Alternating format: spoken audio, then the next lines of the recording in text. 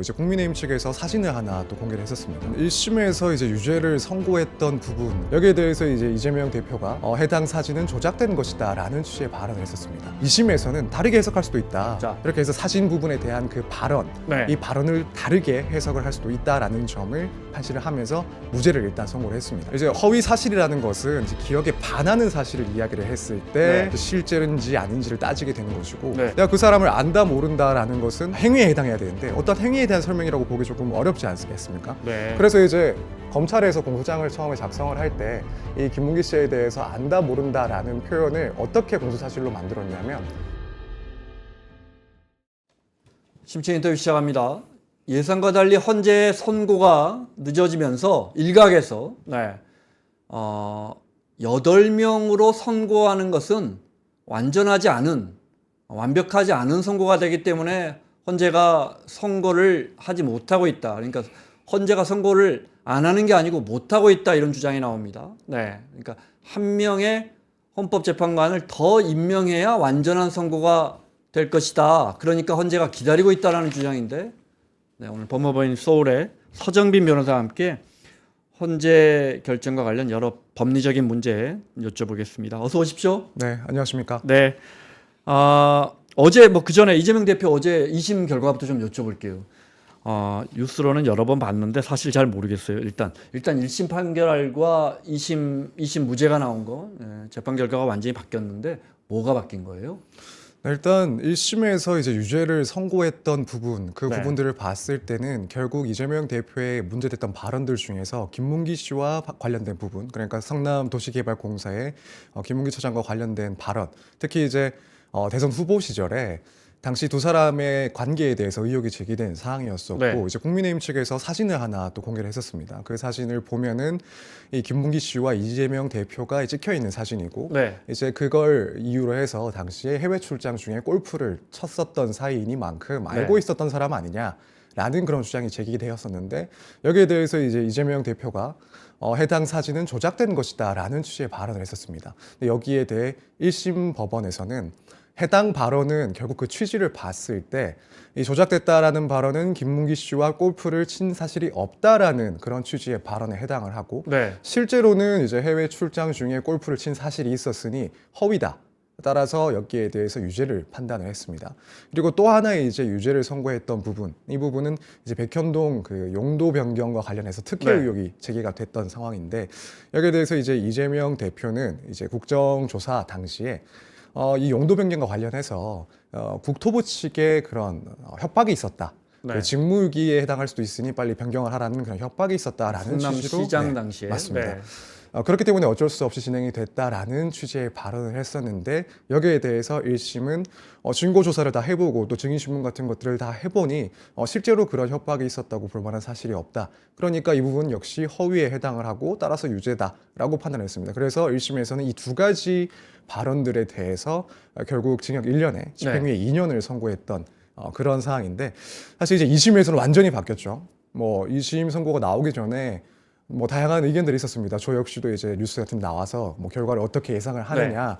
사실 이제 변호사 입장에서는 쉽지는 않을 것이다. 바뀌는 것이 쉽지는 않을 것이다. 네. 라고 이야기를 했었고, 변동사항이 있다면 이제 고 김문기 씨와 관련된 부분, 여기에 대해서는 조금 판단이 달라질 수는 있겠지만, 결국 이제 관건이었던 무죄를 선고받느냐 혹은 100만 원 이하, 그래서 피선고권이 박탈되지 네. 않는 형으로 선고를 할 것이냐 아니면 그 이상 선고가 나올 것이냐, 이 부분에 대해서는 상당히 좀 보수적으로 보고 있었습니다. 근데 이제 2심 판결이 어제 나왔는데 결국 아까 1심에서 인정을 했던 두 가지 이 부분 모두 무죄로 판결을 했습니다. 그래서 이제 일단 사직이 조작되었다라는 그 네. 발언에 대해서는 1심에서는 이 말은 같이 골프를 친 적이 없다라는 발언으로 해석을 했지만 2심에서는 다르게 해석할 수도 있다. 자, 사진이 조작됐다라고 당시 이 시장이 말했다는 것은 네.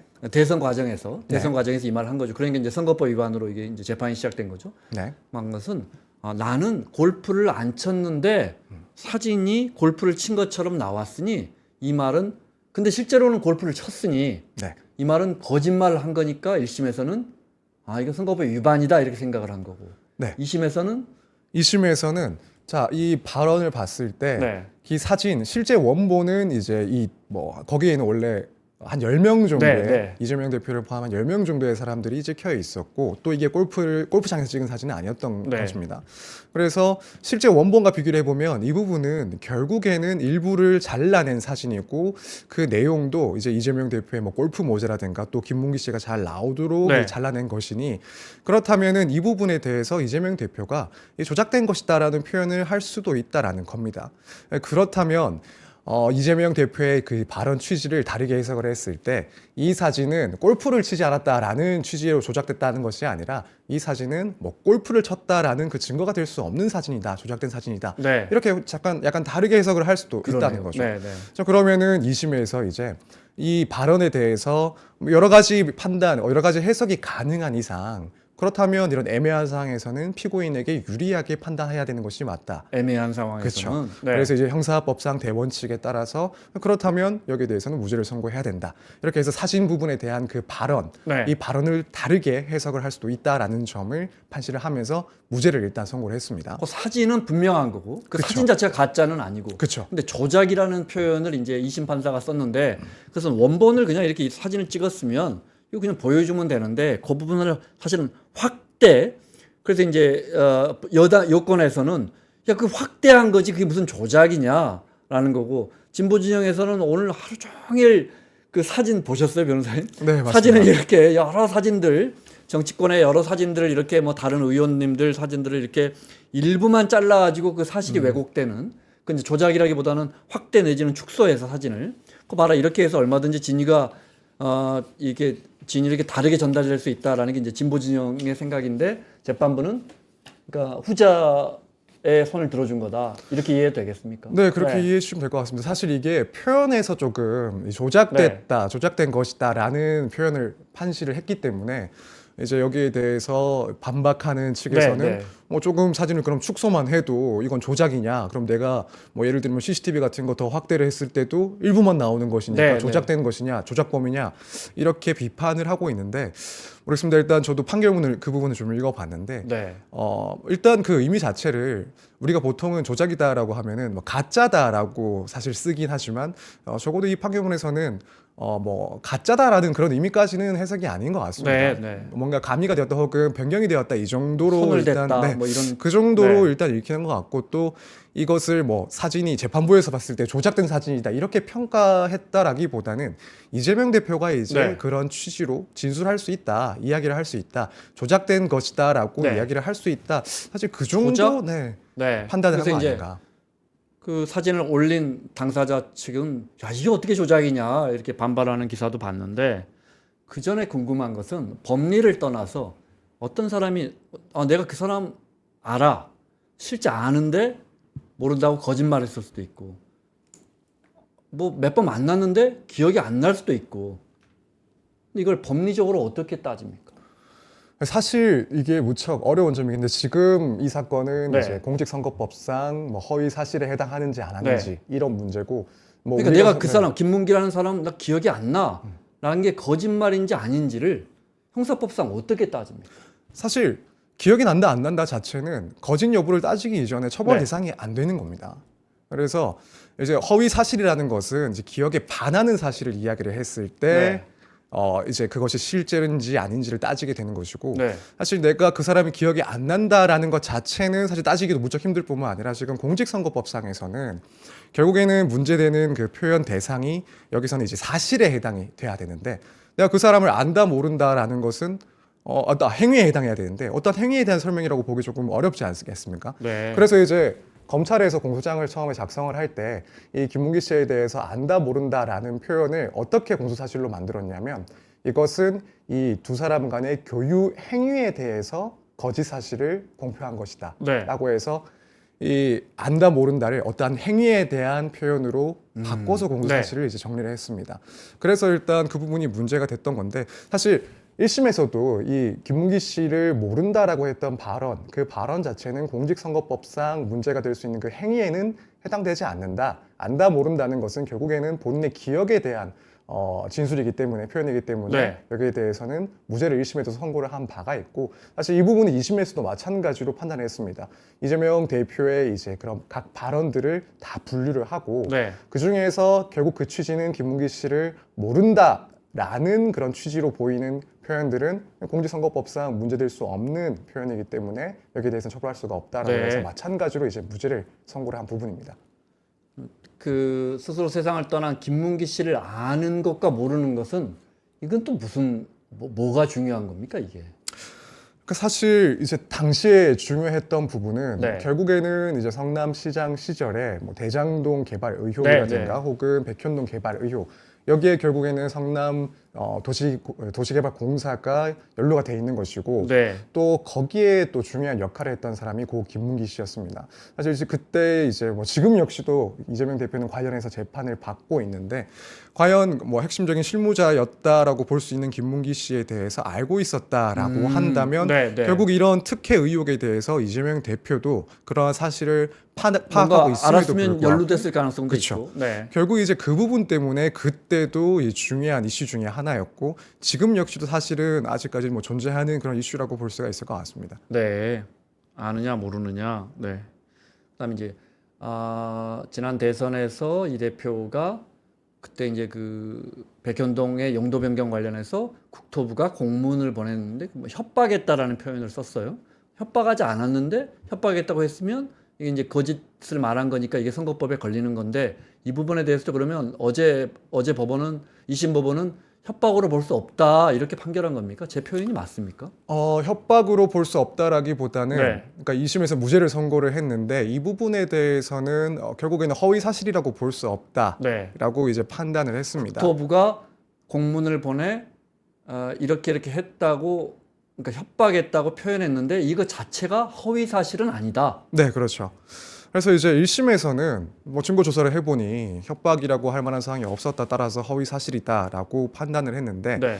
이제 2심에서는 조금 더 자세하게 좀 판단을 하긴 했습니다. 일단 이 발언이 나온 내용들을 봤을 때 핵심적인 내용은 국토부의 그런 요구에 따라서 시장으로서 어쩔 수 없이 이런 용도 변경 등이 있었다라는 내용이고 사실 뭐 직무유기 등의 그런 협박이 있었다 없었다 이 부분은 어떻게 보면은 유권자 입장에서는 또 그렇게까지 중요한 일단 진술은 아니다라고 네. 우선 판단을 했고 설사 이제 이 부분에 대한 판단을 한다 하더라도 결국에는 당시에 뭐 요구들이 실제로는 있었고 또 공문들도 몇 차례 왔다 갔다 했고 그렇다면 이제 이재명 대표의 입장에서 당시 이제 성남시장 입장에서는 여기에 대해서 압박을 충분히 압박이라고 생각할 수도 네, 있는 네. 부분이었고 그렇다면은 이 점을 이제 진술하는 데 있어서 협박이라고 표현한 것은 결국에는 일종의 과장이라고는 할 수 있지만 그렇다고 해서 이것을 허위 사실이라고 해서 처벌할 수는 없다. 네. 따라서 이제 무죄를 선고를 했습니다. 네.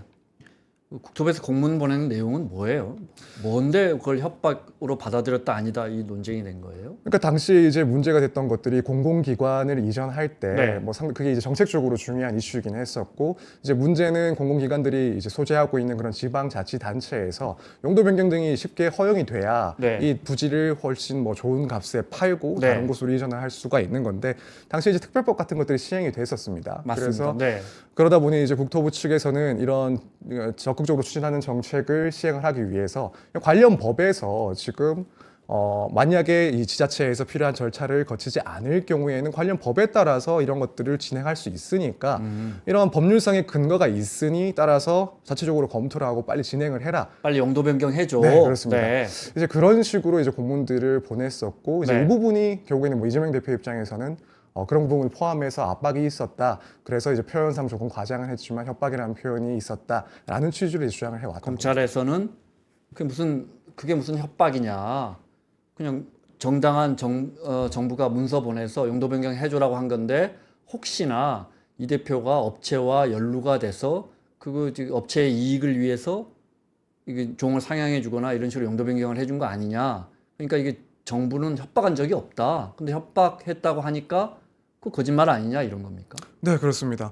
그래서 사실 이제 2심에서 무언가 판단이 바뀐다 하더라도 네. 이 부분 판단이 변경되기는 쉽지가 않을 것이다라고 사실은 생각을 했었습니다. 왜냐하면 언뜻 보면 1심에서는 협박이 있었다고 얘기했으니 네. 그러면은 협박이 실제로 있었는지 없었는지를 따져보면은 허위인지 아닌지 판단할 수 있으니까 네. 따져보니 없다. 협박이라는 것은 없다. 그래서 허위 사실이다라고 판단을 했고 사실 이제 2심에서 증인신문이나 혹은 뭐 재판 절차들이 길게 진행된 것은 아닙니다. 그리고 뭐 재판 상황들에 대한 보도 같은 걸 봤을 때도 뭐 이재명 대표에게 백현동 관련된 의혹과 관련해서 유리한 그런 증언들이 나오지는 않았다라고 또 알려졌었기 때문에 그러면은 이 사실관계가 변동이 안 되는 이상 2심에서 달리 판단할 근거가 특별히 존재할 것이냐? 그렇지 않아 보이니까 이제 유죄를 선고받을 가능성이 높지 않을까라고 네. 했는데 생각보다 2심에서는 이 사실관계의 여부를 뭐 협박이 있었냐 없었냐 이걸 따지기 이전에 먼저 이 발언의 중요도라든가 네. 전체 발언에서 차지하는 그런 의미 이런 맥락 것들 같은 걸 그렇죠. 봤다. 그런 것들을 상당히 좀 신중하게 그러니까 판단을 이거 했었고 표면적으로 보면 국토부가 이거 빨리 용도 변경 해주세요. 법에 따라 이런 정책을 해야 되니까라는 게 협박은 아니잖아요. 10번을 보냈다 해도 그걸 협박이라고 할 수는 없지 않습니까? 그렇죠. 네. 이제 다만 이제 이러한 표현이 뭐 정말 협박이란 표현을 했다라고 해서 네. 실제 뭐 형법상으로 협박에 이를 만한 그런 범죄 사실이 있었는지 여부를 따지는 것은 아닙니다. 어떠한 표현이 있을 때 실제로 이것을 뭐 공직선거법상 허위사실 공표로 처벌하기 위해서는 해당 발언이 네. 어쨌든 조금 과장된 측면이 있는지 아닌지 그래서 기본적인 사실은 동일한데 이것을 약간 과장했다라는 정도로 평가를 받게 되면은 처벌 대상이 안 되는 거고 아예 사실 자체가 틀렸다, 틀린 허위 사실을 발표한 것이다라고 네. 하면은 처벌이 되는 그런 판례가 있습니다. 그런 대부분의 판례가 있기 때문에 결국 이제 이 부분에 대해서 2심은 사실관계를 비추어 봤을 때 이 정도 발언은 네. 허위 사실이라고 볼 수가 없다라고 이제 평가를 한 것이죠. 그래서 무죄가 선고가 된 거고요. 잘은 모르지만 뭔가 검찰과의 논쟁 부분이 격가지가 아닌가 이런 생각이 들어요.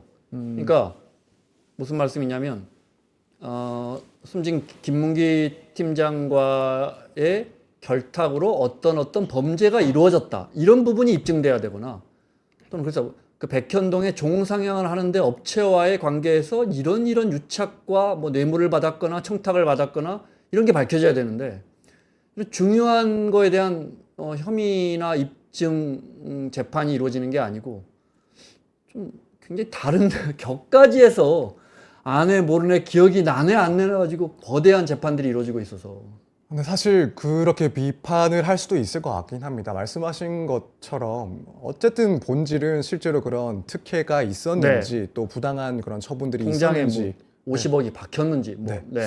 그 부분들이 사실은 더 중요하고 또는 돈을 줬다는 사람이 그렇죠. 이 대표는 부인하더라도 또는 뭐 어떤 특혜를 받았다는 사람이 야, 내가 저기 성남시장 시절에 이렇게 도와줘서 내가 사실은 큰 도움이 됐어라고 한다든지 그렇죠. 그래서 사실은 그게 본류라고 봐야 되고 뭐 지금 어쨌든 재판이 또 진행이 되고 있는 상황인데 그러한 사건들과 비교를 해보면 어떻게 보면은 이렇게까지 올 사건인가라는 그래서 기소를 실제로 했어야 되는가 하는 그런 이야기도 충분히 나올 수 있을 것 같습니다. 특히 이제 이재명 대표 측에서도 이런 주장을 또 변론을 했었습니다.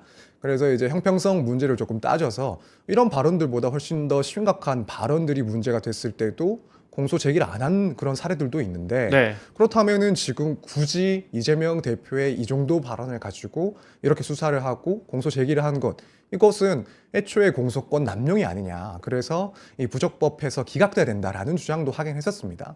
아마 이제 결국에는 뭐 이 중요도 같은 것들을 따졌을 때 이렇게까지 재판으로 올 만한 내용이 아니다라는 점을 뭐 마찬가지로 주장을 했던 그런 취지라고 이해가 되는데 뭐 저도 이거는 정치적인 그런 평가도 충분히 가능한 부분이긴 해서 뭐 변호사 입장에서는 그렇다 아니다라고 말씀을 드리기는 어렵긴 하지만 네. 그런 비판도 충분히 가능하지 않나. 근데 또 한편으로는 이제 공직선거법상 공소시효가 또 워낙 또 짧기 때문에 뭐 이 점을 고려했을 수도 있지 않나 이런 생각을 해봅니다. 네. 네.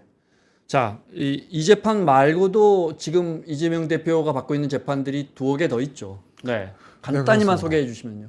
네, 지금 이게 다 사실 워낙 이 사건 자체가 많아가지고 네. 재판으로 따지면은 지금 4개인가 이렇게 진행이 될 텐데 그 사건들은 또 그 안에 병합된 것들이 있어서 조금 헷갈리는데 일단 뭐 대장동과 관련된 그런 의혹이 있는 거고 마찬가지로 백현동 역시도 그런 특혜 의혹으로 재판을 받고 있고 한편으로는 지금 뭐 위증교사 이 부분은 지금 항소심으로 넘어가고 있는 상태고 그 밖에 성남 FC와 관련된 그런 의혹들 또 대북 송금과 관련된 의혹들 쌍방울 쌍방울 대북 송금 의혹과 관련된 그런 재판들 이런 재판들이 지금 또 다 1심에서 진행되고 1심 있는 또는 항소심 넘어가 있고 네, 그렇습니다. 알겠습니다. 헌재 선고로 가보겠습니다. 변호사님 개인적으로 이게 아무도 모르니까요. 우리는 그냥 추론할 뭐 경우의 수를 짚어볼 또 확률을 따져볼 뿐입니다. 왜 이렇게 선고가 늦어지고 있다고 보세요? 변호사님 개인적인 의견은?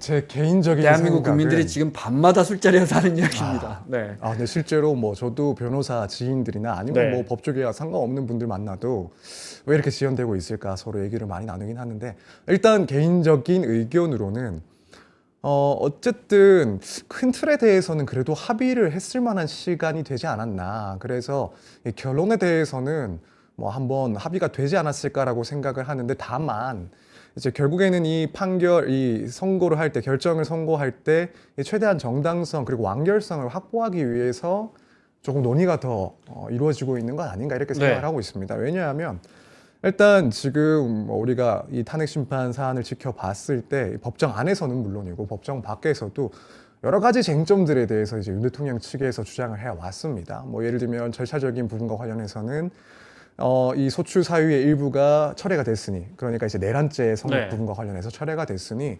그렇다면은 국회의 재의결이 필요하다. 그런데 재의결을 거치지 않았으니까 이건 각하가 돼야 된다. 이런 절차적인 문제 혹은 따져볼 심리할 필요조차 없다. 그쵸. 네. 뭐 사실 이런 절차적인 부분과 관련해서는 대통령의 그런 권한이 인정돼야 되는 부분이고 통치행위이기 때문에 사법적인 판단을 할 수가 없는. 네. 그래서 마찬가지로 따져볼 필요 없이 각하가 돼야 된다. 이런 내용들도 뭐 사실 지금까지도 주장이 되고 있는 부분들이고, 또 뭐 실체적인 혹은 그 밖에 더 절차적인 얘기를 따져봤을 때는 뭐 형사 사건에서 관련자들이 작성된 그 조서, 이 조서를 탄핵 심판에서 그대로 쓸 수가 없다. 이 부분 증거 능력이 없기 때문에 증거를 활용할 수가 없다라는 주장도 또 계속 해왔던 사항입니다. 그 밖에 더 구체적으로는 뭐 각 사령관들에 대한 그 진술 신빙성을 어떻게 평가할 것인지, 홍장훈 전 차장의 진술 신빙성은 또 어떻게 평가할 것인지, 사실 무척 많은 그런 이야기들이 나와 있었습니다. 사실 시작했을 때, 이 탄핵 사건이 시작됐을 때 쟁점 자체는 무척 간단하다라고 보는 게 그랬죠. 대부분의 그래서 견해였거든요. 저 평결이 빨리 나올 것이다. 그랬거든요. 뭐 박근혜 전 대통령 사안과 비교했을 때 훨씬 더 간명한 사건이다. 네, 네. 그래서 뭐 빨리 이제 선고를 할 수 있을 것이다라고 했는데, 실제로 이제 진행을 해보니까 어쨌든 뭐 절차적인 부분이든 실체적인 부분이든 법적으로 다투는 부분들이 분명히 많았던 것도 사실입니다. 그렇다면은 헌법재판소 입장에서는 지금 이런 사안에 대해서, 특히나 지금 국민적인 그런 분열이 워낙 심각한 상황에서 결론은 정해놨다 하더라도 이 결정문을 작성하고 또 준비하는 데 있어서 네. 그 근거를 상당하게 상세하게 마련을 하느라 좀 시간이 걸리고 있지 않을까. 뭐 큰 틀에서 합의가 됐다 하더라도 그 개별적인 쟁점에 대해서는 각 재판관들이 의견이 다를 수가 있고, 네. 일부는 뭐 그 쟁점들에 대해서 윤 대통령의 주장들을 다 배척을 하는 의견이 있거나, 혹은 큰 틀에서는 동의하지만은 각 쟁점들에서는 윤 대통령 측의 주장을 어느 정도 인정할 수도 있다라는 네. 그런 입장이 있을 수도 있으니까, 이런 논의들이 사실은 조금 지속되느라 그래서 시간이 지연되고 있는 것 아닐까라고 지금까지는 일단 생각을 하고 있는데, 일단 저도 이제 매주 뭐 이번 주 금요일 선고를 할 것이다, 네. 다음 주 금요일 선고를 할 것이다라는 시간들이 길어지면서 이제는 정말 좀 결론 자체에 대해서 의견이 대립하고 있을 가능성도 있지 않나, 이런 네. 생각도 조금씩 들고 있는 상황입니다. 우리가 알 수는 없을 거니까요. 네. 알 수는 없으니까. 네. 심리, 심의 네. 하고 평의, 네, 이게 다릅니까? 네. 이제 절차가 어떻게 되나요? 심리라는 것은 네. 이 재판이 어쨌든 시작이 되고 종결되기 전까지, 그러니까 지금 이번에 윤 대통령 같은 경우에는 11차까지였나요? 변론 기일이 계속 네. 있었고, 이제 이 과정에서 이제 심리를 한다라고 이야기를 합니다. 그래서 이때 쓰는 용어가 심리고, 이제 종결이 된 이후에 헌법재판소는 지금까지 심리한 그리고 심리해온 내용들에 대해서 재판관들이 이제 회의를 해야 됩니다. 그 회의를 보고 이제 평이라고 하는 거죠. 네. 뭐 평이라는 의미 자체는 동등한 입장에서 재판관들이 각자 평등한 지위에서 자유롭게 그렇군요. 토론을 하는, 네. 의견을 나누는 그런 의미라고 보시면 되고, 이제 평의에서는 뭐 초반부에는 뭐 어떠한 쟁점들이 있는지 쟁점들도 정리를 하는 그런 내용이 들어갈 수가 있고, 또 어느 정도 쟁점이 정리가 됐다라고 한다면 이 쟁점에 대해서 각자의 의견이 또 어떠한지, 이런 내용들까지도 이제 토의를 합니다. 사실 이제 그 이후에 이런 평의가 지속이 되다가 결국에는 이제 선고를 해야 될 시점이 다가오면 이제 표결 절차, 그러니까 평결 네. 절차를 거치게 되는 거죠. 말 그대로 뭐 투표를 한다라고 생각을 하시면 됐고, 이때 이제 결론에 따라서 뭐 주문이 결정이 되고 최종적인 판단이 결정되는 그 시점이 되는 겁니다. 그래서 뭐 심리, 평의, 그리고 이제는 뭐 평의가 계속 지속되고 있지만 판결 절차가 남았다. 이제 판결 절차가 진행이 되면 결국에는 선고를 한다. 이렇게 보시면 됩니다. 심리는 한 달도 전에 끝났잖아요. 그죠? 11번째 그렇죠. 재판이 끝났죠. 한 달도 지난 것 같아요. 그죠? 그럼 한 달째 평의를 하고 있다. 네. 또는 평의마저 끝나고 마지막 최종 결정문을 쓰고 있다. 그렇게 보시면 될 것 같은데 평의는 지금 계속 되고 있는 것 같습니다. 네, 계속해서 네. 8명의 재판관들이 계속해서 회의를 하고 있다. 그래서 이제 그러겠죠. 네, 그럴 것 같습니다. 계속해서 평의는 일단은 진행되고 있다라고 보도가 되고 있고, 네. 일단 뭐 선고, 그러니까 결정문 같은 경우에는 저도 이제 조금 뭐 알아보고 하니까 어쨌든 이 평의가 상당히 지속되고 길어질 수가 있고, 네.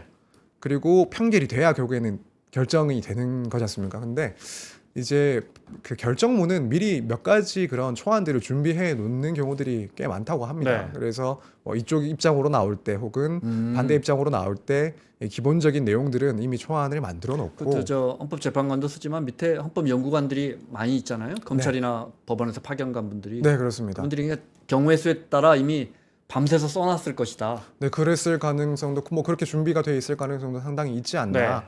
그래서 뭐 최종적으로 어쨌든 판결이 이루어지면 이 몇 가지의 안 중에서 이제 결정문으로 쓸 수 있는 네. 그 결정문을 채택을 하고 또 물론 거기서 끝나는 것은 아니고 결국에는 이 결정문에 대해서도 안에 대해서도 보강할 것들이 있는지 또 수정할 것들이 있는지를 따져서 조금 더 변경을 한 다음에 결국에는 최종적인 결정문이 완성된다. 일단 이렇게 알고 있습니다. 박근혜 대통령 탄핵 때는 어떻게 돼서 뭐 심지어 그날 아침에 선고일 아침에 뭐 평결이 이루어졌다 이런 말도 있고 하는데 그건 좀 드러난 게 있어요? 알려진 게 있어요? 근데 저도 사실은 뭐 당시에는 제가 변호사 활동을 한 지가 얼마 되지 네. 않은 상황이었고 사실 그 구체적인 절차 이런 부분에 대해서는 알아보지는 않았었는데 이번에 이제 윤 대통령 탄핵 심판과 관련해서 아무래도 비견이 될 수밖에 없으니까 이 박근혜 대통령 때 그 탄핵 심판은 어떻게 진행됐는지 네. 언론들에서 이제 조금 확인이 되고 보도가 되더라고요. 그래서 이제 뒤늦게 확인을 했는데 뭐 보도에 따르면은 그때는 이제 먼저 그러니까 평의가 진행되던 중에 먼저 선고기일을 잡았다고 합니다. 먼저 오. 선고기일을 잡고 네. 선고기일 오전에 돼서야 이제 판결이 완료가 돼서 급하게 이제 결정문을 완성을 하고 선고를 했다라고 하더라고요.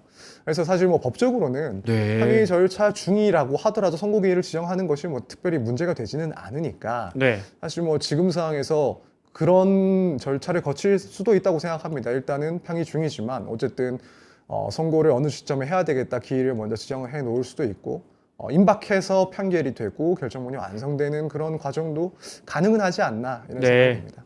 경우의 수를 따져보겠습니다. 뭐가 답이 안 나오면 우리가 경우의 수를 따져보죠. 네. 우리 경우의 수 제일 많이 쓸 때였죠. 월드컵 우리가 첫 번째, 두 번째 경기 잘 못했을 때 네. 경우의 수를 따져보겠습니다. 일단 세간의 분위기가 언론의 분위기가 8대 0은 아닌 것 같다. 뭔가 논쟁적이니까 빨리 답이 나오지 않는 거 아니냐. 그래서 8대 0이 아닌 것 같다라는 걸 우리가 가정을 하고 넘어가 보겠습니다. 그 다음 경우의 수는 이제 6대 2입니다.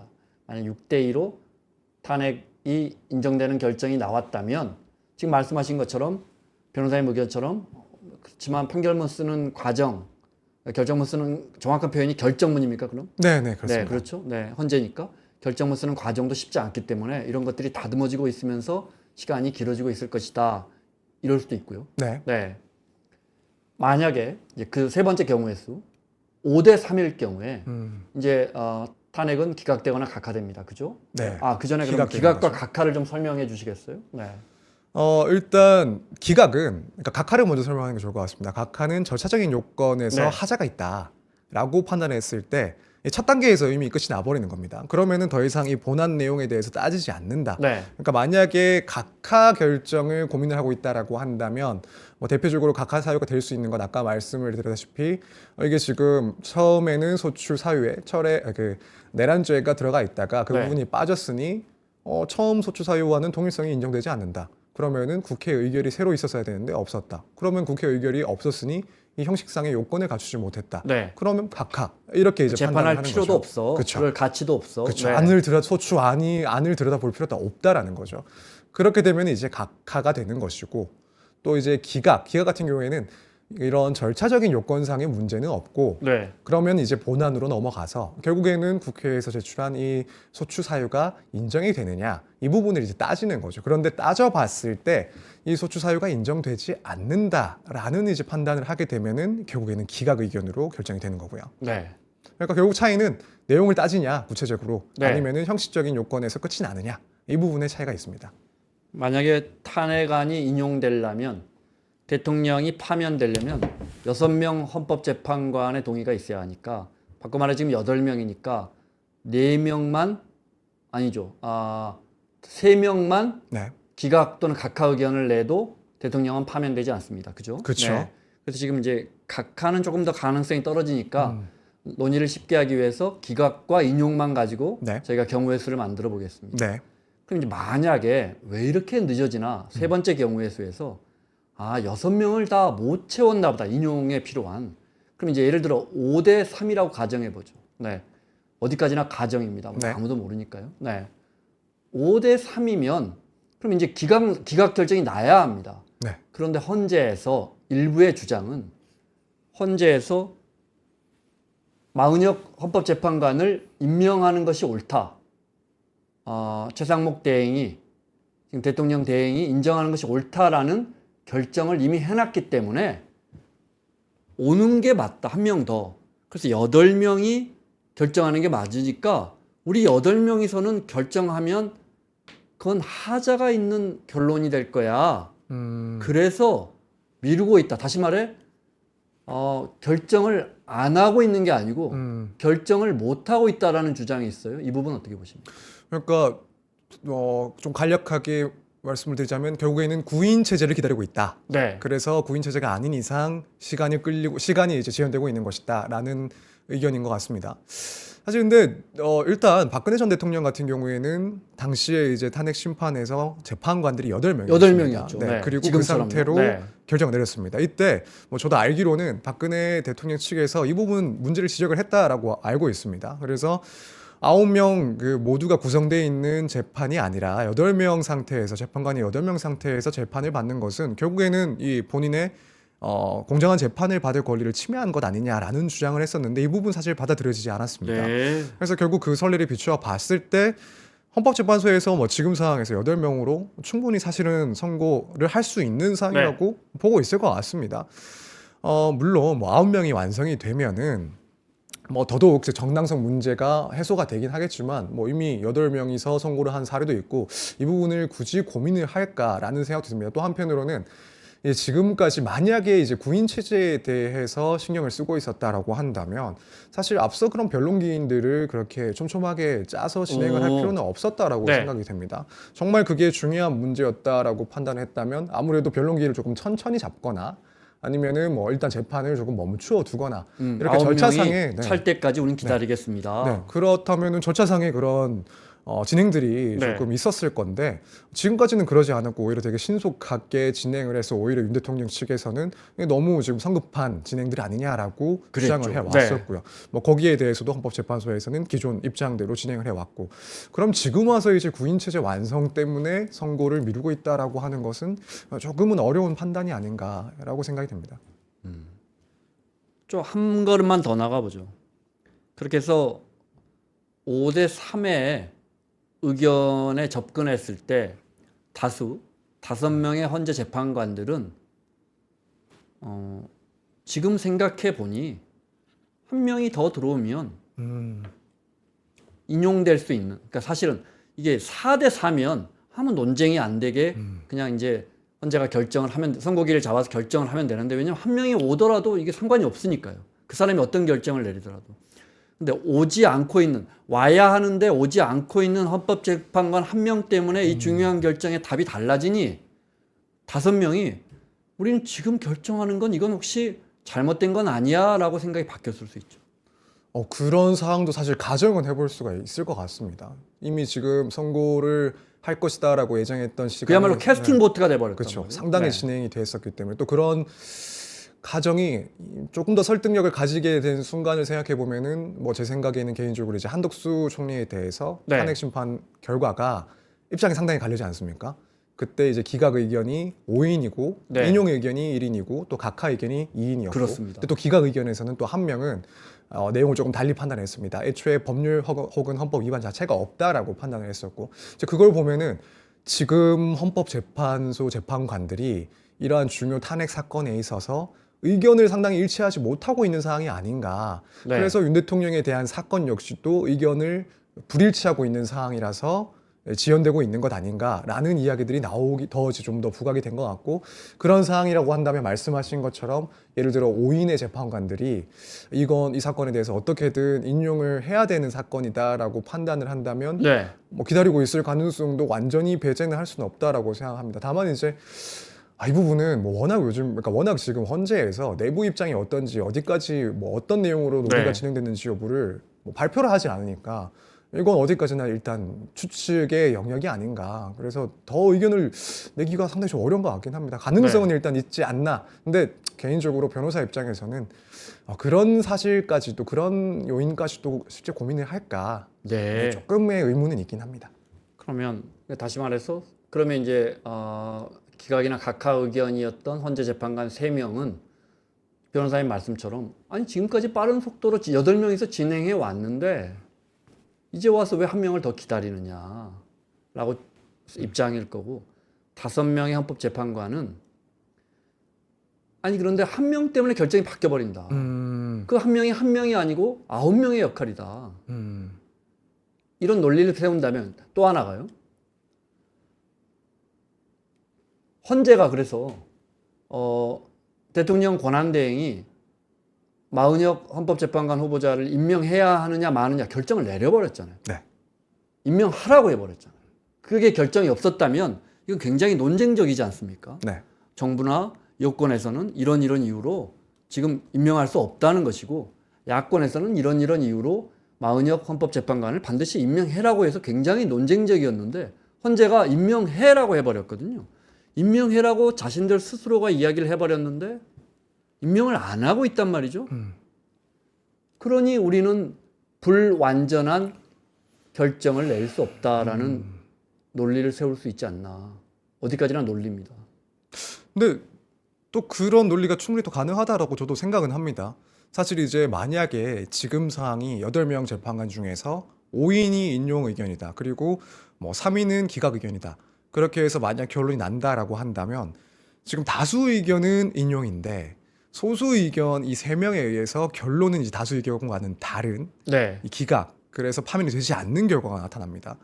물론 이건 뭐 법적으로는 문제는 없지만 그럼요. 네. 결국 그런 판단을 받았을 때 이제 현재 국민들 입장에서 상당히 조금 납득하기 힘든 결과라고 생각을 해볼 수 있을 것 같습니다. 아니 어떻게 헌법재판관 5명은 인용이라고 했는데 이 소수인 3명의 의견 때문에 기각이 됐는가? 그러면 사실은 내용면에서는 대통령이 파면돼야 되는 게 더 타당하지 않나라는 그런 비판도 충분히 있을 수 있고 또 그것 때문에 이제 더 그런 국민 분열이 심화가 될 수도 있을 것 같습니다. 네. 그런 것까지 예상을 한다면 그리고 현재 이렇게 의견이 나뉘고 있다라는 상황이라고 한다면 헌법재판소 재판관들 역시도 그러한 걱정까지 하고 있을 수 있다고 생각이 듭니다. 그렇다면 말씀하신 것처럼 이 상황에서는 최소한 1명이 더 투입이 돼야 된다. 그래서 뭐 차라리 5대4로 뭐 인용과 기각이 결정이 되든 아니면은 뭐 6대2로 6대3으로 인용이 결정이 되든 1명이 어쨌든 말씀하신 것처럼 캐스팅 보드 역할을 할 수가 있으니 적어도 이제 완전체 상황에서 그런 구성을 다 완벽하게 하고 결정을 내리는 것이 향후의 그런 파급력을 생각했을 때도 필요하다 이런 입장일 수도 있을 것 같습니다. 또 한편으로는 뭐 분명한 거는 이 지금 최권한 네. 대행에 대해서 일단 헌법재판소에서도 국회의 권한을 침해해서 부작위로 지금 헌법재판관 마 후보를 임명하지 않은 것은 부작위로 위헌이다라는 판단을 한 만큼 뭐 기다려보자 이런 입장이 있을 수도 있다고는 생각이 됩니다. 네. 다만 이제 뭐 그렇다고 해서 만약에 지금은 이제 한 총리가 임명을 해야 네, 되는 네. 상황이죠. 근데 이게 현재처럼 아직까지 임명을 하지 않고 있다라고 한다면 결국에는 그걸 법적으로 강제할 수 있는 수단은 직접적으로는 없고 그럼요. 네. 결국에는 국회에서 다시 한번 탄핵 의결을 하는 수밖에는 없는 건데 그건 또 법적 행위가 아니고 정치적 행위란 말이에요. 그렇죠. 물론 뭐 법적으로도 행위는 되겠군요. 네. 네. 근데 그렇게 되면은 또 마찬가지로 이 의결 문제, 그러니까 그러면 또 다시 이제 여기에 대해서 정치적인 쟁점이 또 논란이 될 수가 있는 거고, 네. 헌법재판소에서 판단하기까지 또 시간이 상당히 소요가 될 거고, 그러면은 사실은 그렇게 마냥 기다리기엔 너무 힘든 상황이 아닐까 이렇게 생각이 됩니다. 더 큰 문제는 이대로 계속 가면 다음 달 18일인가요? 그나마 8명에 있는 헌재 재판관 중에 2명의 헌재 재판관의 임기가 끝나죠. 네. 그럼 이제 진짜로 이제 어려워지는 거죠. 그러면 지금 일단 질문을 쉽게 하기 위해서 다음 달 18일 전에 답이 나오지 않으면 매우 어려워지는 거죠, 상황이. 그렇죠. 그러니까 저도 사실은 좀 상상하기 힘들 정도로 어려운 상황이 네. 된다라고 보여집니다. 일단 선고를 그때까지 하지 못한다. 그러면은 이제 헌법재판관들이 6인으로서 헌법재판을 진행을 해야 되는데, 이게 6인으로서 선고를 할 수 있는지 여부에 대해서는 아직 논란이 있습니다. 일단 6인 체제에서 심판을 시작은 할 수 있다라고 봤는데 선고까지 이어질 수 있는가, 여기에 대해서는 분명히 논란거리가 발생할 수가 있습니다. 그러면 헌법재판소 입장에서는 추가로 이제 헌법재판관들이 새로 임명되기를 기다려야 될 텐데, 그럼 과연 그 임명 절차는 수월하게 진행될 수 있을 것인가? 일단 지금 한덕수 총리 같은 경우에 아직까지 헌법재판관을 임명하지 않고 있다가 4월 18일 그때가 됐을 때 임명을 시작을 한다? 사실 이것도 상당히 기대하기는 힘들 수 있다고 생각을 하거든요. 왜냐하면 그동안 이제 헌법재판관들을 임명하지 않은 부분에 대해서 국회의 합의가 있어야 된다라는 이야기도 있었고, 또 한편으로는 이 권한 대행으로서 이런 재판관의 임명을 행사하는 것이 논란이 있을 수 있다라는 그런 주장도 있었고요. 특히 이번에는 대통령이 임명을 해야 될 그런 재판관들이 될 텐데, 여기에 대해서 과연 임명을 할까? 그러면 임명하지 않는다면 또 그 시간은 상당히 오래 걸릴 수가 있고, 또 만약에 또 이때 탄핵이 된다, 탄핵 또 심판으로 넘어가게 된다면 소요되는 시간도 상당할 것이고, 그때는 또 한덕수 총리의 입장이 조금 바뀐 상황, 그러니까 국회에서 이제 뭐 표결해서 선출한 재판관들을 임명하지 않은 게 문제가 아니라 네. 대통령이 임명을 해야 될 그 재판관들을 임명하지 않는, 이제 3명, 3명, 네. 3명 이렇게 그렇죠. 하는데 이번 순서는 이제 대통령이 그렇죠. 대통령이 이제 지명해야 될 그 지명해야 할 재판관들을 순서가 임명하지 오는 않는 거죠. 건데, 네. 그러면 이건 또 위헌이라고 볼 수가 있느냐? 권한대행이 그걸 하지 않는다고 해서 이걸 부작위가 위헌이라고 판단할 수 있는가? 또 쟁점이 달라질 수가 있거든요. 그러면 일단 이 윤 대통령에 대한 탄핵 심판이 과연 실제로 진행이 될 수 있을까? 그 자체가 일단 의문이 상당히 드는 상황이 도래하는 것이고, 또 만약에 이제 일부 재판관이라도 임명이 됐다라고 한다면 그때는 선고만 또 할 수 있는 게 아니라 변론을 또 다시 재개를 해야 되는 그러겠죠. 상황입니다. 네. 네. 왜냐하면 재판관 구성이 바뀌었으니까요. 바뀌었으니까. 네. 뭐 빠진 사람들이 있을 뿐만 아니라 새로 들어오는 재판관도 있으니까 다시 한번 변론 재개가 돼야 됩니다. 그럼 변론 재개가 됐을 때 한 번에 끝이 날 것이냐? 여기에 대해서 또 윤 대통령 측에서는 변론 재개를 한 번에 끝낼 게 아니라 구체적인 내용들을 다시 한번 새로운 재판관들이 왔으니 심리를 해야 된다라고 네. 해서 시간이 또 더 미뤄질 수가 있습니다. 이제 그런 상황도 가정을 했을 때 과연 실제 탄핵 심판이 시작이 결국엔 된다 하더라도 얼마나 또 끝날 때까지 소요가 될 것이냐, 그리고 이후에 결론은 어떻게 날 것이냐. 아무래도 대통령 권한 대행 측에서 지명을 한 재판관들이라고 한다면 이제 뭐 정치적 성향의 차이가 일단 있을 수가 있고, 아무래도 물러나는 재판관들은 진보 진영으로 분리되는. 그렇죠. 네. 저희가 그래픽이 하나 준비되어 있을 거예요. 네. 신문에서 일반적으로 지금 앞에 임명된 순서대로인 것 같은데요. 네. 저희가 신문에서 오려왔는데 일반적으로 저렇게 분리를 합니다. 저게 정확하다고 말씀은 못 드리겠습니다. 네. 문영배, 이미선 재판관의 임기가 끝난단 말이죠. 근데 저기는 문재인 대통령이 임명했으니까 아무래도 진보 성향의 재판관들일 거고, 이 두 분이 나가고 새로운 재판관 2명이 들어온다면 아무래도 보수 성향이 올 가능성이 높고. 그렇죠. 네, 이럴 경우는 또 야권이 절대 이걸 받아들이려 하지 않을 것이고요. 그렇죠. 그러면 사실 청문 절차도 무척 힘들어질 수 있을 것이고, 이후에 탄핵 선고를 이제 예상을 하더라도 기존에 있었던 재판관들과의 그런 평의에서의 지형이 또 바뀔 수 있지 않겠습니까? 그러면은 이제 선고도 뭐 예상을 했던 것들과는 또 다른 내용의 결과가 나올 수도 있는 것이고, 그러니까 사실 뭐 시작부터 끝까지 한치 앞을 예상하기가 너무 힘든 상황이 도래할 수밖에 없다. 이렇게 일단 개인적으로는 그렇게 생각하고 4월 있습니다. 18일이 지나면. 네, 그렇게 되면 정말 예측하기가 너무 힘든 상황이 온 것이다라고 생각을 하고 있습니다.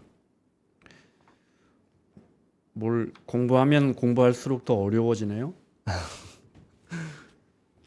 그러면 4월이 됐다고 가정해 보죠. 헌재가 선고 기일을 못 잡고 계속 간다. 4월 5일, 4월 10일 이러면 4월 12일, 15일 이렇게 되면 온 국민이 이제 만약에 저희가 생각하고 있는 가장이 맞다고 한다면 네. 다른 경우에서도 수도 없이 많습니다.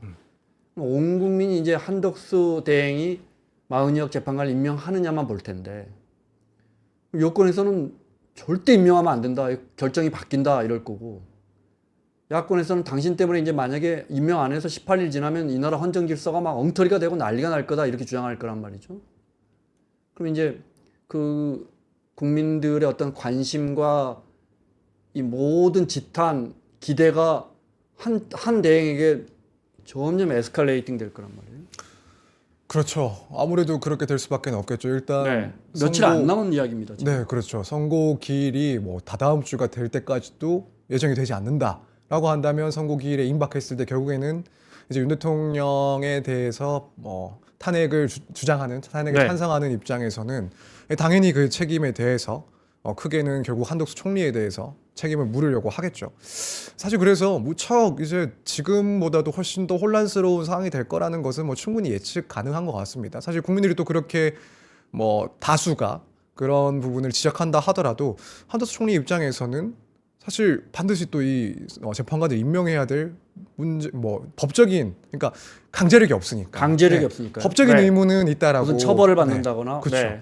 그런 문제는 없으니까 사실은 뭐 기존 현상을 그대로 유지하려 할 수도 있다라고 보여집니다. 그렇다면은 결국에는 이제 그 시점보다도 이후에 이제 만약에 그래서 4월 18일을 넘긴다라고 한다면 이제 그때의 상황이 훨씬 더 좀 상상하기 싫은 그런 상황이 발생하지 않을까. 한 대행은 법리적으로 어떻게 임명을 안 할 수 있는 논리를 만들 수 있습니까? 헌재에서 임명하는 게 옳다라고 결정을 해버렸는데 한 대행은 어떤 법리적인 또는 정치적인 이유를 가지고 이걸 또는 과거의 최상목 대행은요? 사실 제가 이제 너무 정치적인 질문을 드리나 변호사님께? 근데 사실 이제 일단 법리적인 주장을 하기에는 쉽지가 않습니다. 법원의 판결이죠. 그렇죠. 네. 왜냐하면은 결국에는 이 법리적인 판단에 대해서 최종적인 권한, 특히 지금 뭐 탄핵 심판이든 권한쟁의 심판이든 최종적인 권한은 헌법재판소에 있는 것이고 그것은 이제 권한이 있는 기관에서의 해석이기 때문에 여기에 대해서 사실 한덕수 총리라든가 혹은 뭐 최상목 장관의 경우에는 이걸 거부할 수 있는 법적인 논리를 세우는 것은 상당히 어려워 보입니다. 그러니까 헌법재판소에서 이런 판단은 결국에는 특히 이제 최권한 대행과의 그런 권한쟁의 심판과 관련해서 이 의무가 있는지 없는지 여기에 대해서 기속력을 갖습니다. 기속력을 갖는다라는 것은 결국에는 이 헌법재판소의 판단에 따라서 법적으로 이것을 이행해야 될 의무가 있다라는 것인데 여기에 대해서 뭐 다른 강제 수단이 없어서 가만히 있다라고 했을 때 법적으로 어떠한 근거를 들기는 상당히 힘듭니다. 네. 그래서 뭐 지금 상황 역시도 사실 한덕수 총리가 이 상황에 대해서 별다른 설명이 없는 걸로 알고 있는데 아무래도 법적으로 기자들이 주장할 수 물어봐도 있는 사실은 워낙 예민하기 때문에 네. 그래서 언급하지 않고 있어요. 법적으로 뭔가 이제 논거를 세우기에는 사실상 어렵다. 네. 다만 이제 뭐 정치적인 그런 상황을 봤을 때 어쨌든 아직까지는 윤 대통령에 대한 선고를 앞두고 있는 시점인 것은 맞으니 그렇게 예상을 하고 있으니 그렇다면은 뭐 지금 상황에서 뭐 재판관을 새로 임명하는 것보다는 어차피 이제 곧 선고가 될 거다라고 전제했을 때 이 상황을 유지하는 것이 뭐 본인 입장에서는 뭐 정치적으로 더 적합하다라는 판단을 하고 있지 않나 이렇게 생각하고 있습니다. 더 어려운 질문 하나 드려야겠어요. 이 질문 드리면 변호사님이 괜히 나왔다 생각하실 것 같은데. 한덕수 대행이 이제 이 가정이 맞다면 저희가 오늘 논의하고 있는 이 가정이 맞다면 고도의 정치적 결정을 해야 합니다. 아무 결정도 안 해도 그것도 결정입니다. 그죠? 임명하지 않아도 그것도 엄청난 결정이에요. 네, 임명해도 엄청난 결정이고요. 그건 정치적 결정이잖아요. 네. 정치적 결정이 더 우선한다고 보십니까? 법리적 결정이 더 우선한다고 생각하십니까? 우리 사회에서. 제 개인적인 사실 제 개인적인 입장에서는 아무리 이런 부분들이 정치적으로 민감하고 또 정치적으로 중요한 순간이라 하더라도 결국에는 법적인 그런 기준이 가장 중요하다라고 생각을 합니다. 일단 뭐 제가 직업이 변호사이기도 하고 변호사다 보니 이 법에 대해서 물론 뭐 판검사는 아니지만 법에 대해서 상당히 준수를 해야 된다라고 생각하고 특히나 이제 공무원 또 고위 공무원일수록 혹은 어떻게 보면 정치적인 그런 역할을 하고 있는 공직자로서는 사실 누구보다도 이제 법적인 의무를 더욱 준수해야 되지 않나라고 생각을 합니다. 물론 이제 법이라고 해서 모든 부분들을 다 꼼꼼하게 설정을 하고 있지는 않기 때문에 뭐 해석의 차이가 있는 영역에 대해서는 그때는 이제 정치적인 판단이 더 중요하다라고 결정을 내릴 수도 있긴 하겠지만 적어도 이 시점에 있어서 특히 더 이상 뭐 쟁점이 있는 부분이 아니라 결국 이 재판관을 임명하는지 해야 되는지 뭐 하지 않아도 되는지에 대해서는 최종적인 판단 기관인 이 헌법재판소의 판단이 네. 있었기 때문에 그렇다면은 여기에 대해서는 더 이상 논란의 여지가 없는 부분이라고 생각을 하고 그렇다면 이런 법적으로 논란이 없는 부분에 대해서 정치적인 판단에 따라 결정을 한다라는 것은 뭐 개인적으로는 절대 바람직하지는 네. 않다. 이렇게 생각을 하고 있습니다. 사실 국민 입장에서도 뭐 이런 뭐 개개의 국민들은 어쨌든 법을 준수하려고 하고 법을 위반했을 때는 거기에 대한 책임을 응당 질 수밖에 없는데 오히려 고위 공직자가 이런 법적인 의무를 준수하지 않았을 때 어떠한 특별한 불이익도 받지 않는다라는 걸 생각해 보면은 결국에는 뭐 사법 체계라든가 혹은 법에 대해서 신뢰를 상당히 잃을 수 있다라고 생각을 하거든요. 그렇기 때문에 뭐 어떻게 보면은 원론적인 이야기긴 하지만 개인적으로는 뭐 법적인 기준이 가장 중요하다라고 생각하고 있습니다. 네. 정치적인 결정도 그 사실 뭐 제 우문이죠. 어떤 게 더 우월하다고 할 수 없겠지만 정치가 정치적인 합의를 이뤄내지 못하고 맨날 사법부에 싸우다가 답을 내지 못하고 사법부에서 결정해 달라고 하니까 이게 이렇게 모든 일이 꼬이는 게 아닌가. 사실 정치적으로 해결하면 가장 좋은데 법리적으로 시간이 얼마 남지 않았는데 그래도 법리적으로만 따지면 헌재에서의 탄핵 요건을 갖췄다고 보십니까? 정말 지금 시점에서 오늘 괜히 나오셨죠. 네. 아닙니다. 그렇진 않은데 네, 약간 두려운 생각이 조금 들긴 하는데 정말 다른 걸 다 떠나서 이제 법적인 부분만 봤을 때는 요건을 충족했다라고 볼 가능성이 제일 가장 높다라고 생각을 합니다. 일단 지금 결국 문제가 되는 것은 지금 윤 대통령에 대한 그 탄핵 심판에서 결국 이 비상계엄이 그 사유가 인정되느냐 네. 그리고 만약 그 사유가 인정되지도 않는데 비상계엄을 선포했다라고 한다면 이러한 위법의 행위가 파면에 이를 정도로 중대하냐 꼭 이 두 가지가 핵심 네. 쟁점이라고 보여집니다. 근데 꼭 일단 계엄을 해야 할 이유가 있었느냐? 그쵸. 계엄을 했는데 그 여파나 파장 이런 게 중대했느냐? 이 두 가지를 본다. 그렇죠. 네. 이유보다도 사유에 해당하느냐. 네. 네. 사실 이유야 뭐 정치적인 판단이 들어갈 수 있으니까 정확하게는 이 헌법에서 규정하고 있는 이 계엄을 선포할 만한 사유가 인정이 되느냐 네. 이 부분이 무척 이제 중요한 쟁점 중에 하나인데 결국에는 뭐 이제는 뭐 국민들도 거의 외우다시피 할 것 같은데 비상계엄 선포를 하려면 전시사변 이에 준하는 국가 비상사태에 해당을 해야 되는데 뭐 전시사변은 아니고 네. 과연 이런 전쟁이나 혹은 뭐 외세의 침입이라고 볼 만큼 그런 중대한 비상 상황이 발생을 했냐라고 한다면 특히나 이제 비상계엄 같은 경우에는 국민의 기본권을 전체적으로 다 제한을 하는 상당히 이제 중대한 그런 정치적인 행위이기 때문에 이 사유를 판단하는 데 있어서는 엄격하게 판단을 해야 된다라고 생각을 하고 있습니다. 그러면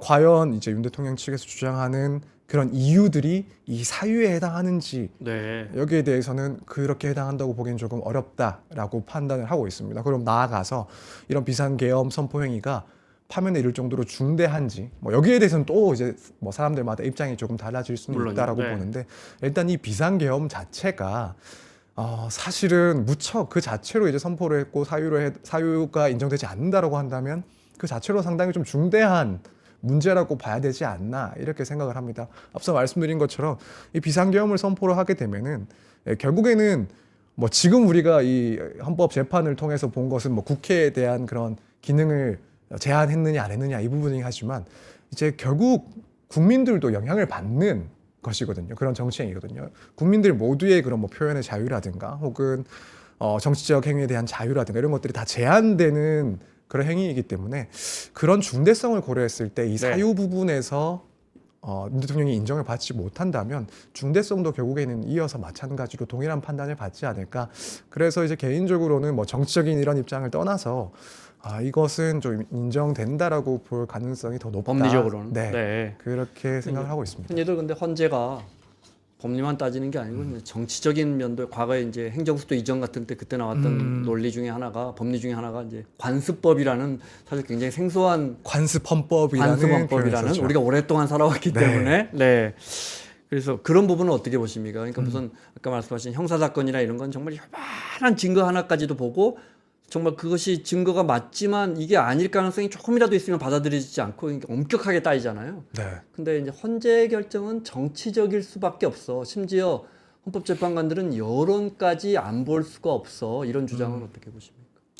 근데 그런 주장도 충분히 타당한 주장이긴 합니다. 사실 뭐 저도 공부를 할 때 보면 이제 헌법재판 같은 경우에는 사법적인 성격도 갖지만 고도의 또 정치적인 성격도 갖는다라고 그러니까요. 이제 배우기도 했고 또 이제 말씀 아까 예시를 주셨던 그 관습법 헌법 그러니까 이게 뭐 서울이 그때는 우리나라의 수도에 해당한다라는 것이 관습헌법이다라고 이제 판시를 해서 저도 당시에 이제 대학생 시절이었는데 저희 뭐 헌법 교수님이 상당히 그 부분에 대해서 의아하게 생각을 하셨던 지점이기도 합니다. 그만큼 이제 정치적인 사회적인 부분까지도 충분히 고려를 하는 성격을 띈다라는 게 맞고 뭐 그래서 이런 정치적인 부분들까지도 결국에는 판단을 할 것이다라는 주장 역시 충분히 타당하다라고 보여집니다. 특히 지금 워낙 뭐 시간이 지날수록 이 찬반 여론이 상당히 이제 거세게 대립하고 있는 상황이라서 이런 지점까지도 고려를 하지 않을까 고려할 수 있다고 생각합니다.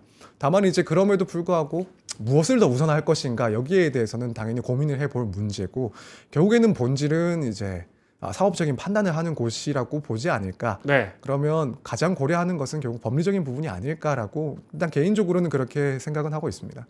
알겠습니다. 마무리하겠습니다. 오늘 저희가 몇 가지 경우의 수를 따졌는데 사실 제일 국민들 입장에서 편한 건 뭐 다음 주 초반이나 뭐 다음 주라도 결과가 헌재의 결과가 나오는 것일 텐데 더 지켜봐야겠습니다. 오늘 정말 저 예민한 주제고 제가 또 법도 잘 몰라서 이런저런 어려운 질문 많이 드렸는데 우리 3프로 시청자분들이 보시고 이 예민한 문제에 우리 저 서 변호사님 그 설명 쉬운 설명이 아주 큰 도움이 됐을 것 같습니다. 자, 법무법인 소울의 서정빈 변호사와 함께했습니다. 고맙습니다. 감사합니다.